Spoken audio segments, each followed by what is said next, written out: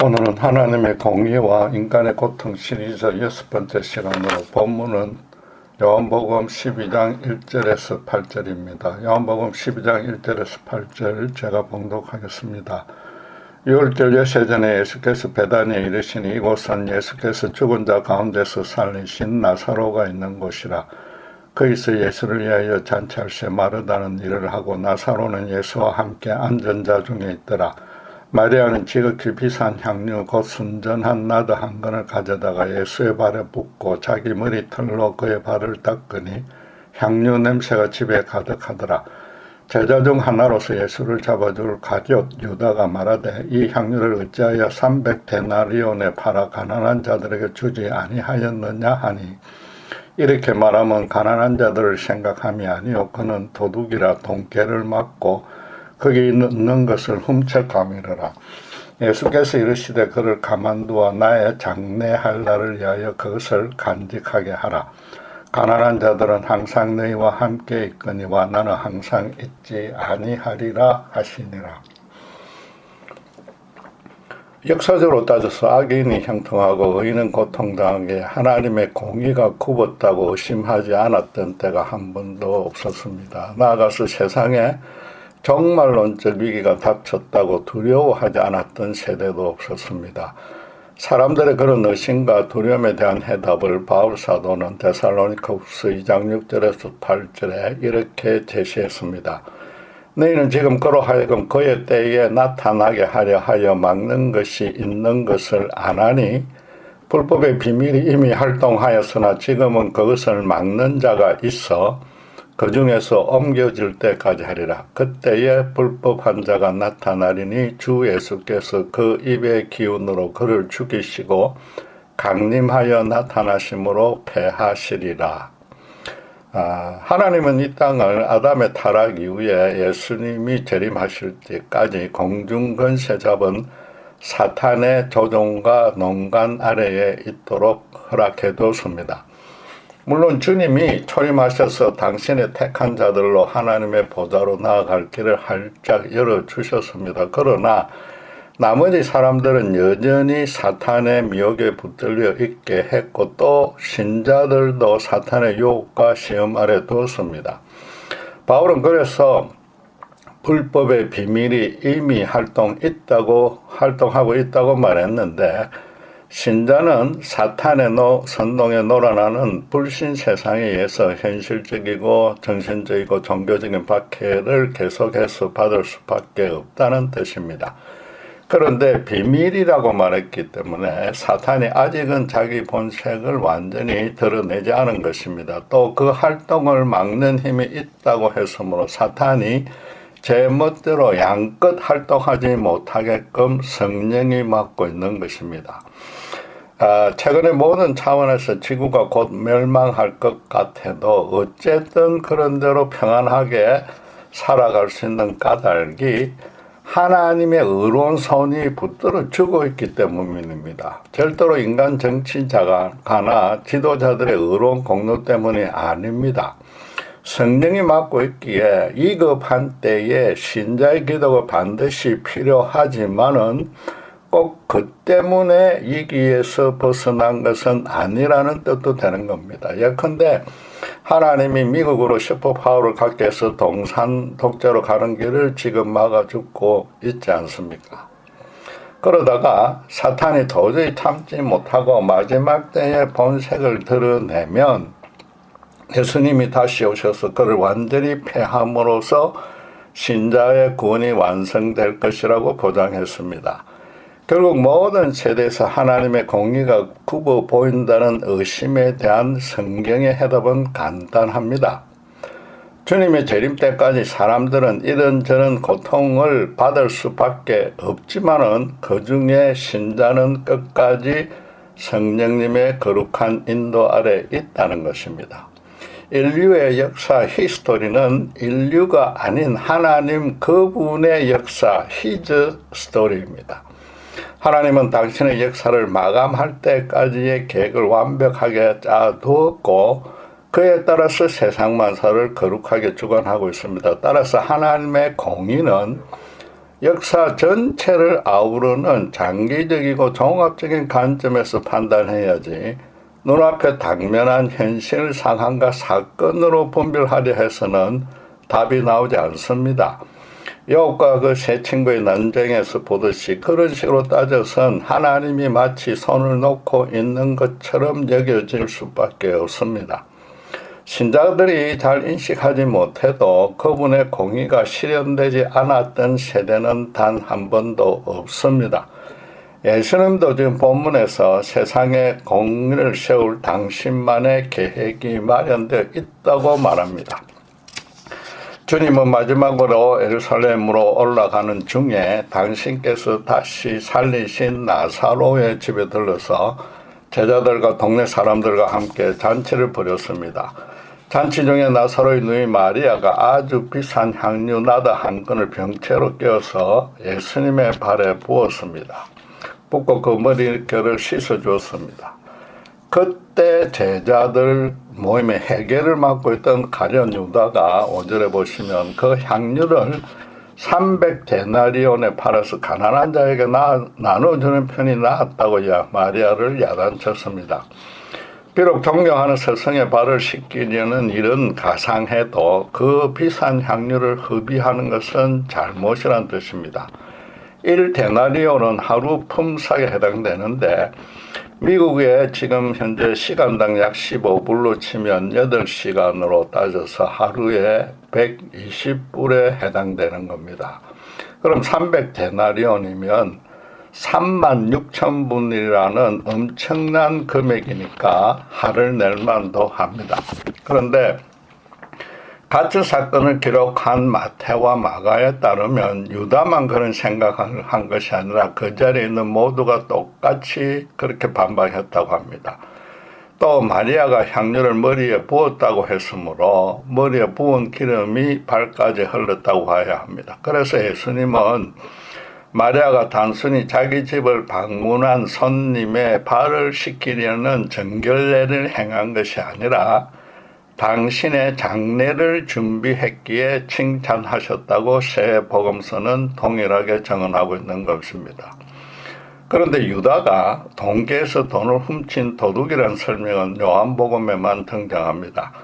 나중에 유다가 주님과 결별한 후에 동계에서 일부 돈이 비는 것을 발견됐기 때문에 아마 요한이 그렇게 기록했을 것입니다. 유다로서도 그런 불명예스러운 일이 이미 일어났거나 어차피 발각되리라 짐작했을 것이며 또 그것이 자살한 동기 중에 하나로 작용했을 것입니다. 유다를 두고 도적이자 천하의 배반자라는 설명, 그동안의 부정적이기만 한 평가를 조금은 수정할 필요가 있습니다. 그가 돈을 얼마나 훔쳤는지는 몰라도 평소에 돈 관리나 사무처리에 빈틈이 없는 자에게 해결을 맡기는 법입니다.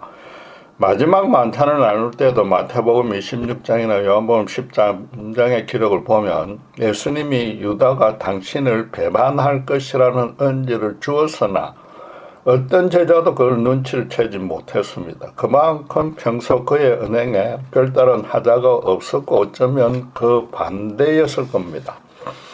그리고 그는 유다 스승을 당시 노예 한 명의 몸값에 해당되는 30세겔의 대제사장에게 팔아 넘겼습니다.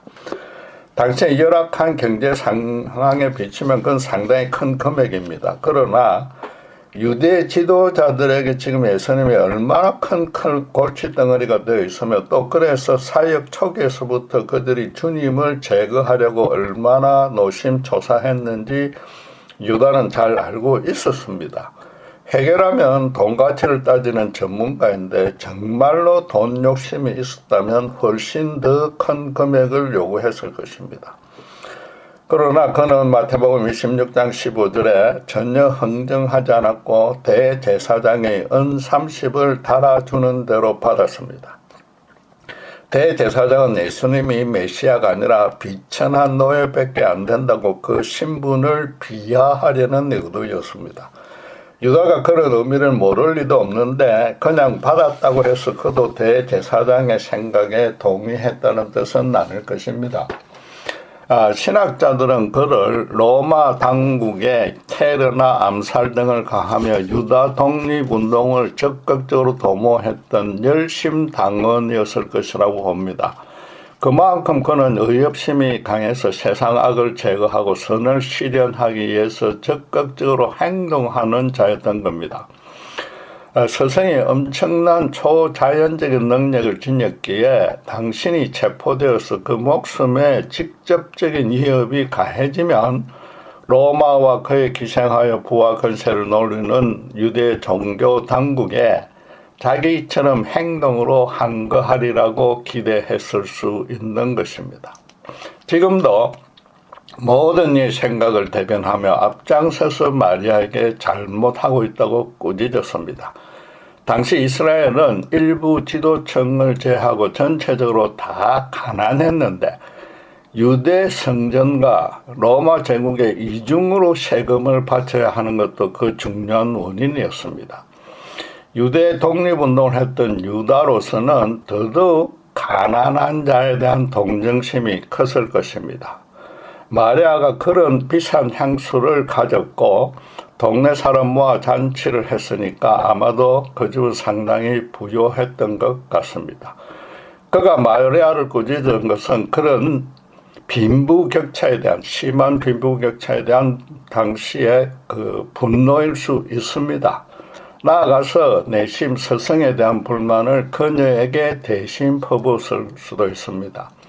메시아가 로마를 물리치는 독립운동을 전혀 주도하고 있지 않으니까 헤롯 감옥에 갇혔던 세례 요한마저 자기 제자들을 주님께 보내 물어보았듯이 평소에 스승의 정체성마저 의심했을 수 있는 겁니다. 이제 곧 예루살렘에 입성해서 본격적으로 다윗 왕국의 영광을 재현하는 일을 행하기 직전입니다. 그런데도 스승은 마리아가 그 비싼 향유를 당신 개인에게 쏟아붓는 그런 헛짓거리를 하는데도 전혀 말리지 않았습니다. 말하자면 이스라엘이 지금처럼 가난해지고 이런저런 핍박을 받는 것은 저 포악한 로마 제국과 그에 빌붙은 유대 기득권층 때문인데 왜 메시아가 돼서 그런 불의를 방치하고 있느냐고 항변하는 뜻입니다. 예수님이 유다의 속내를 모르니는 만무합니다. 그런데 놀랍게도 주님의 대답은 유다의 그런 의심과 불만이 옳다고 맞장구 쳐주는 내용이었습니다. 요컨대 가난한 자들을 구제하는 것은 메시아가 할 일이 아니라고 했습니다. 함께 힘을 합쳐 가난한 동포를 돕자는 언급도 전혀 하지 않았습니다. 유다에게는 주님이 메시아 직무를 감당하지 않고 포기하겠다는 뜻으로밖에 들리지 않았을 것입니다. 자기들이 가난해진 원인은 누가 뭐래도 로마 제국과 불의한 유대 권력층 때문인데 그들을 전혀 꾸짖지 않았습니다. 성경을 자세히 살피면 예수님이 동족의 압제자 로마의 죄악과 잘못을 추궁한 적이 한 번도 없습니다. 유대의 공의에도 건드리지 않았고 성전의 비리와 바리새인의 잘못된 가르침 같은 종교적인 죄들만 야단쳤습니다. 지금도 주님은 야단쳐야 할 마리아를 거꾸로 칭찬해주며 대대로 기념하라고 했습니다. 그것도 당신의 장래를 위한 예식을 베풀었다는 개인적인 이유로 말입니다. 놀랍게도 성경은 유다가 세상 공의를 말하자면 내면하겠다는 스승의 이해할 수 없는 이 대답 때문에 주님을 팔아버릴 생각을 확실히 굳혔다고 증언합니다. 마태는 마태복음 26장 14절에서 16절에 보시면 이 대화를 나눈 기사에 바로 이어서 그때에라고 하면서 유다가 대제사장을 찾아가 밀고하기로 통보하고 언을 받아서며 그 후로 그럴 만한 기회를 계속 엿봤다고 기록하고 있는 것입니다. 지금 주님이 답변하신 의미는 무엇입니까? 너희가 하나님이 주도해서 바로 세워주기를 바라는 공의는 너희가 기대하는 모습과는 전혀 다르다는 겁니다. 그 자리에 모인 모든 사람은 로마가 무너져서 이스라엘의 정치적인 자유가 보장되고 그럼으로써 가난도 극복해야만 공의가 바로 선다고 믿었습니다. 로마에 빌붙은 대제사장과 산헤드린과 또 세리들을 처벌하고 모두가 똑같이 잘 살아야 한다는 것입니다. 그런데 예수님은 8절에 가난한 자들은 항상 너희와 함께 있거니와 나는 항상 있지 아니하리라 하시느라고 하셨습니다. 유다의 생각이 잘못되었다고 부인한 것은 아닙니다. 가난을 구제하는데 당신의 남은 시간을 바칠 수 없고 반드시 해야 될 더 중요한 일이 있다는 겁니다. 또 인류 유사 이래 가난은 항상 있었고 당신이 재림하여 역사를 마감할 때까지도 그럴 것이기 때문에 당장 가난을 없애는 것이 근본 해결책이 될 수 없다는 것입니다. 바꿔 말해서 지금 로마와 유대 지도층들 때문에 너희가 가난해진 것이 아니라는 뜻입니다. 큰 권능을 발휘해서 로마를 물리치고 대왕국의 영광을 재현해 줘도 너희 속에 또다시 불의가 성행해서 가난한 자가 계속 생긴다는 겁니다. 이 가난으로 대변되는 세상의 불의가 하나님이 역사를 잘못 주도하거나 방치해서 생긴 것이 아니라고 지금 분명히 밝힌 것입니다. 마가는 15장 7절에 가난한 자들은 항상 너희와 함께 있으니 아무 때라도 원하는 대로 도울 수 있거니라고 기록합니다. 제자들들은 너희가 구제를 담당하라고 명한 것입니다. 가난은 항상 있으므로 너희가 아무 때라도 도울 수 있다는 겁니다. 그런데 만약 너희가 그러길 원하지 않으면 빈부격차는 더 나빠질 것이라는 뜻입니다. 예수님은 지금 마리아가 당신의 장례를 준비한 것을 대대로 기념하라고 했습니다. 그녀가 십자가 복음의 의미를 깨달은 것은 아니며 십자가에 죽으실 것이라는 주님의 말씀을 온전히 받아들인 그 순전한 믿음을 칭찬한 것입니다. 당신께서 십자가에 죽는 것이 당장 가난을 제거하는 것보다 인류에게 더 시급하고 중요한 일이라는 뜻입니다. 요컨대 가난을 그대로 두는 대신에 십자가로 죄인을 구원해 주는 것이 태초부터 마련된 세상 공의를 바로 세우려는 하나님의 계획이었다는 겁니다. 아담과 이브가 하나님을 거역대적하다 그렇게 사랑했던 부부 사이에도 자기의 자존심만 높이며 서로 상대에게 잘못을 덮어 씌우려 들었습니다. 아담은 이브를 뼈 중에 뼈요 살 중에 살 자기 분신이라고 크게 좋아했습니다. 둘 다 벌거벗어서도 전혀 부끄럽지 않을 정도로 서로에게 잘못한 것 하나 없이 진정으로 사랑했습니다. 그러던 둘 사이에 하나님이 실종되니까 부부끼리도 상대를 누르고 자기가 위에 올라서려고 했습니다.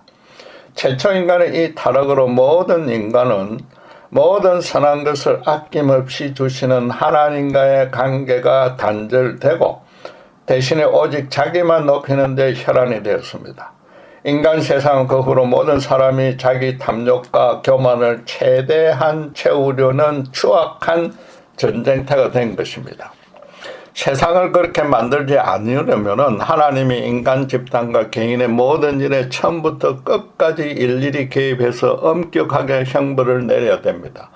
아니면 처음부터 끝까지 완전히 방치해서 힘이 센 자가 모두 독식하는 짐승의 우리로 바꿔줘야 합니다. 그렇게 되지 않으려면 처음부터 인간을 만들지 말았어야 됩니다. 창조주 하나님으로선 그렇게 할 수 없고 또 아담의 타락을 돌이킬 수도 없습니다. 그래서 하나님만의 방안을 따로 마련해 놓고 대신에 죄로 타락해 당신을 등지게 살게 될 인류가 필연적으로 겪게 될 상황을 미리 정확하게 경고해 줬습니다. 창세기 3장 17절에서 19절은 이렇게 말합니다. 아담에게 이르시되 내가 내 아내의 말을 듣고 내가 네게 먹지 말라 한 나무의 열매를 먹었은즉 땅은 너로 말미암아 저주를 받고 너는 내 평생에 수고하여야 그 소산을 먹으리라. 땅이 내게 가시덤불과 은근키를 낼 것이라. 내가 먹을 것은 밭의 채소인즉 내가 흙으로 돌아갈 때까지 얼굴에 땀을 흘려야 먹을 것을 먹으리니 내가 그곳에서 취함을 입었음이라. 너는 흙이니 흙으로 돌아갈 것이니라 하시니라. 죄에 찌든 인간으로 인해 땅 전체가 저주받았기 때문에 평생토록 반드시 수고와 고통이 따를 수밖에 없다고 합니다. 필연적으로 인간들은 자기가 감당할 수고를 적게 해서 편하게 살려고 남의 것을 불의와 불법으로 탈취하는 일들이 생긴다는 겁니다. 세상 공의가 굽은 것이 인간이 자초한 결과이지 하나님이 방치하고 예면한 뜻이 전혀 아니라는 뜻입니다. 대표적인 예로 라멕만 해도 마음에 드는 예쁜 여자들을 무력으로 빼앗아 자기 처첩으로 삼았습니다. 졸지에 여자를 빼앗긴 남자와 사랑하지도 않은데 섬겨야 하는 여자로서는 억울하기 짝이 없습니다. 그러나 힘이 약한 의인으로서는 어떻게 해볼 도리가 없었고 라멕이 진정으로 회개하지 않는 한에는 이미 굽어진 공의가 바로 세워지는 일은 불가능합니다. 예수님 당대의 가난의 가난 문제도 마찬가지입니다. 하나님은 이스라엘 모든 지파에게 동일한 조건으로 균등하게 기업을 배분해 주었습니다. 또 동족끼리는 종이나 노예를 삼지 말고 혹시라도 부채관계가 생겨도 이자를 받지 말라고 했습니다. 그래도 경제할당을 하다 보면 빈부격차가 생길 수밖에 없으니까 50년마다 모든 부채를 조건 없이 탕감해주고 다른 지파의 땅을 차지한 것이 있으면 무상으로 돌려주도록 하는 희년 제도를 두었습니다. 희년이 돌아올 때까지는 가난한 자들을 11조 구제 헌금과 수확할 때 일부를 남겨두는 방식으로 구제하도록 했습니다. 이처럼 하나님은 당신을 따르는 이스라엘 안에서만은 근본적으로 빈부의 격차가 생기지 않도록 제도적 장치를 다 마련해 주었습니다. 로마에 압제당해서 가난해진 이유도 이스라엘이 제사장 나라 소임을 다 하지 못해서 하나님의 벌을 받은 것입니다. 율법대로만 따르면 가난한 자나 최소한도 굶어 죽는 자는 없을 것이므로 엄격히 따져서 지금 향유를 팔아야 한다는 식의 불만도 생겨선 안 되는 겁니다. 하나님이 택한 백성 이스라엘마저도 그분이 세우려는 공의에는 전혀 관심을 두지 않고 제 멋대로 세상 쾌락을 즐겼기에 가난의 문제가 생겼고 이 땅의 공의가 굽어진 것입니다. 그래서 주님은 제자들에게 너희가 가난한 자를 도우라고 명하신 것입니다. 인간은 세상에서 불공평한 일들이 많이 일어나니까 하나님이 불공평하다고 불평합니다. 하나님의 뜻은 인간끼리 불공평해서 세상에 불공평한 일들을 많이 만들어낸다는 것입니다. 그런 차이를 해소하려면 인간의 완악해진 심령부터 완전히 뜯어 고쳐야 됩니다. 주님은 이제 곧 골고다 십자가에서 인간의 죄값을 대신 갚기 위해서 죽으실 것이나 3일째 부활하시고 또 그 40일 후에는 하늘 보좌로 돌아가실 것입니다.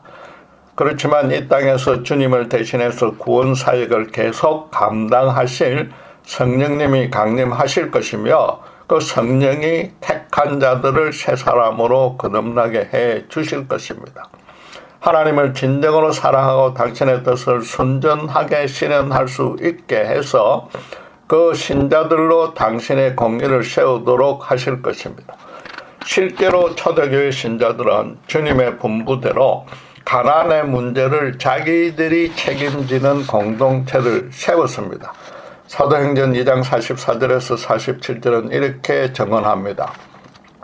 믿는 사람이 다 함께 있어서 모든 물건을 서로 통용하고 또 재산과 소유를 팔아 각 사람의 필요를 따라 나눠주며 날마다 마음을 같이하여 성전에 모이기를 힘쓰고 집에서 떡을 떼며 기쁨과 순전한 마음으로 음식을 먹고 하나님을 찬미하며 또 온 백성에게 칭송을 받으니 주께서 구원받는 사람을 날마다 더하게 하시니라.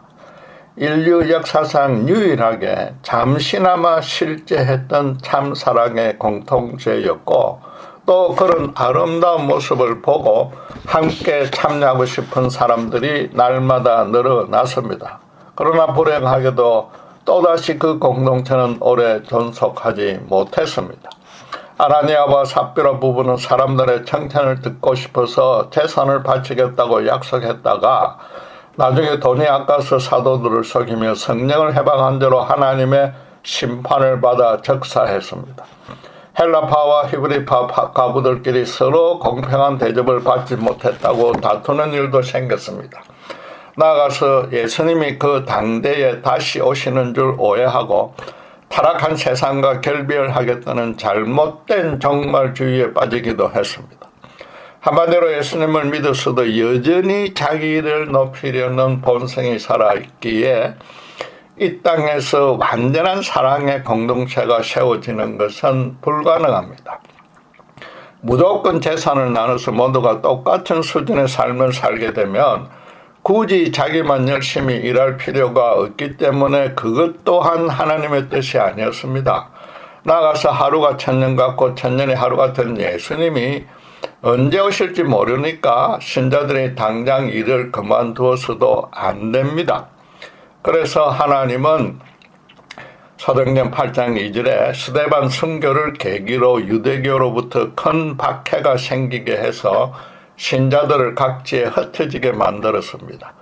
또 사도행전 11장 28절 기록대로 글로디아 황제 지하 46년에서 48년 사이에 로마 제국 전체에 큰 기근을 일으켜서 공산체제라는 그런 공동체가 유지되지 못하도록 와해시켰습니다.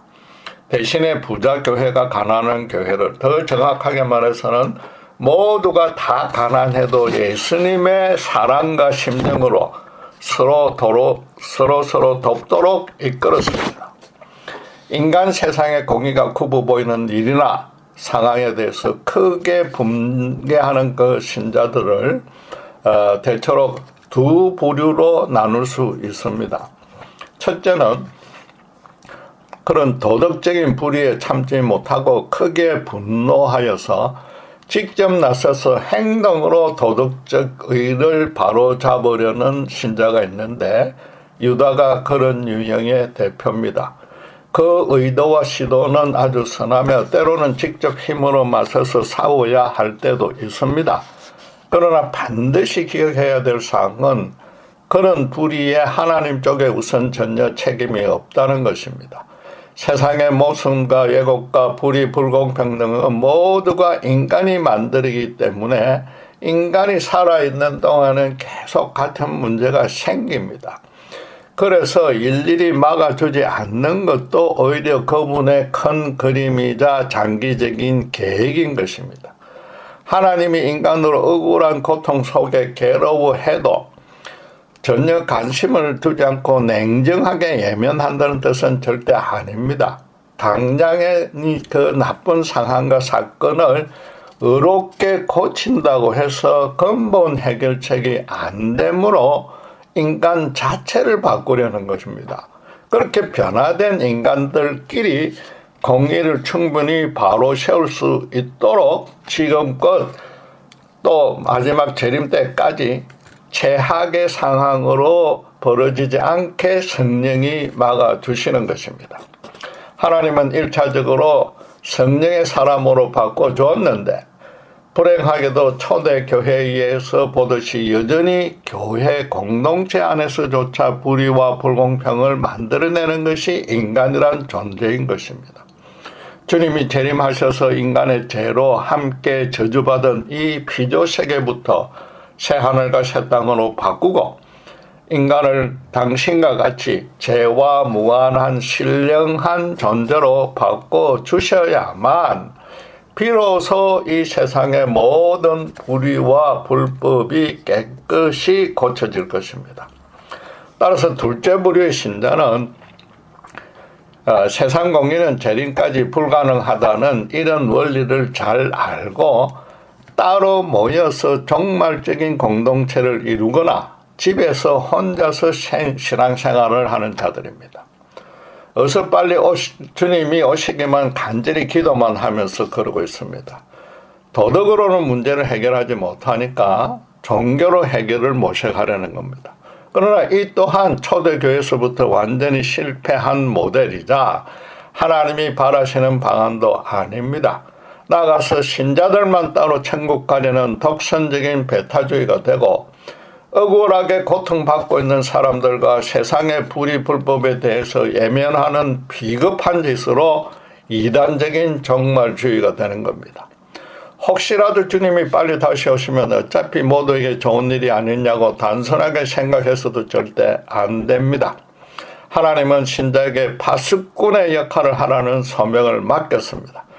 에스겔 선지자는 33장 6절에 칼이 임함을 파수꾼이 보고도 나팔을 불지 아니하여 백성에게 경고하지 아니하므로 그 중에 한 사람이 그 임하는 칼에 제거당하면 그는 자기 죄악으로 말미암아 제거되려니와 그 죄는 내가 파수꾼의 손에서 찾으리라고 엄격히 경고했습니다.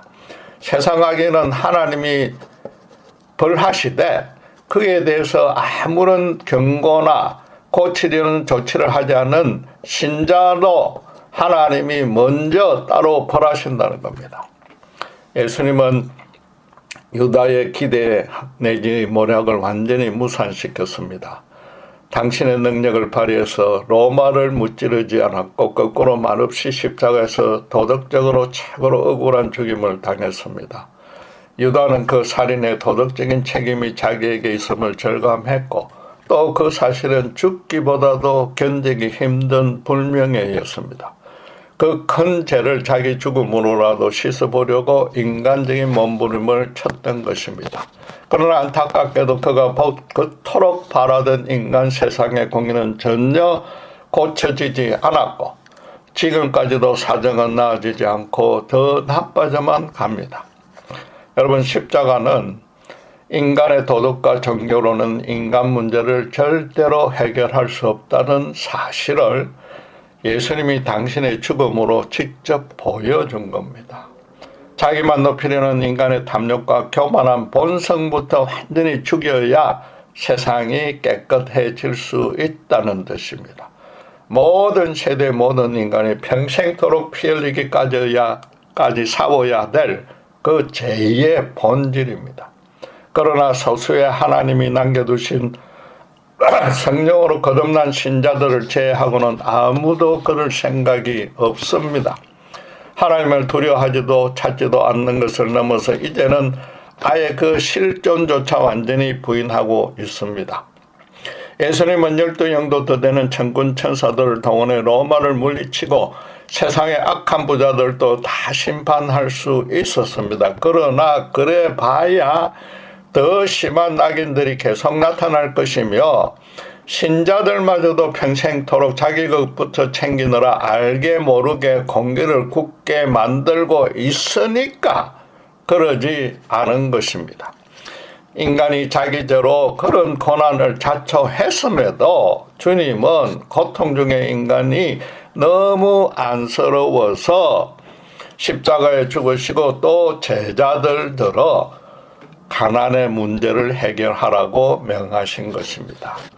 구제기간을 세우라는 뜻이 아니라 가장 먼저 당신의 십자가 죽음에서 가난의 원인이 세상이 굽은 원인이 무엇인지 정확하게 깨달으라는 것입니다. 그렇게 십자가 복음의 은혜 안에 들어온 당신의 택한 제자들 들어 재림 때 세워질 천국의 모형으로 사당의 공동체 교회를 이 땅에 세우라는 겁니다. 그리고 특별히 세상에 누룩이 되는 모습으로 공의를 바로 세우라고 가르치셨습니다. 세상 안에 녹아 들어가서 자기 주변에서부터 한 사람 두 사람 아무도 차별하지 않고 자기 몸처럼 참 사랑으로 싹 섬기라는 것입니다. 그런 이웃 간의 관계에서부터 굽었던 공의를 바로 세워 나감으로써 땅끝까지 그런 아름다운 관계를 조금씩 더 확장해 나가라는 것입니다. 그러나 안타깝게도 현재 교회 실상은 그 반대입니다. 많은 신자가 자기 잘못으로 가난해지고선 주님께 자기 가난을 해결하라고 뒤늦게 때를 씁니다. 평소에 실력을 쌓고 올바른 분별력을 발휘해서 주님의 뜻에 맞는 일을 주님이 주신 재능과 은사를 사용해서 주님의 영광을 위해서 쉬지 말고 기도하면서 행해야 되는데 그렇게 하는 신자는 거의 없습니다. 잘 나갈 때는 자기가 똑똑해서 그런 줄 알고 재물을 얻을 능을 주신 하나님께조차 감사 순종할 생각은 하지 않습니다. 무엇보다 서로 도울 생각은 전혀 하지 않습니다.